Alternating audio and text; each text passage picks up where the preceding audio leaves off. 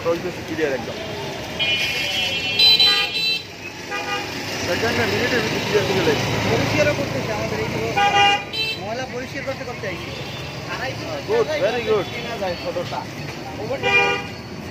ওই ট্রাফিকের কাজ করতেছে আমাদের ছাত্ররা আরও আছে সামনে। আরও আছে সামনে বিভিন্ন পয়েন্টে আছে, বিভিন্ন পয়েন্ট। কতগুলো পয়েন্ট আছে?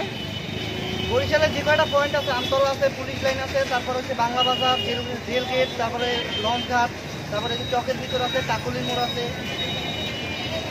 খুবই চমৎকার একটা বাংলাদেশের ছাত্র দেখাই দিল পুলিশের যে কার্যক্রম, যে সমাজসেবার কাজ। বিভিন্ন কলেজ যৌথভাবে কাজ করতেছে ছাত্রছাত্রীরা।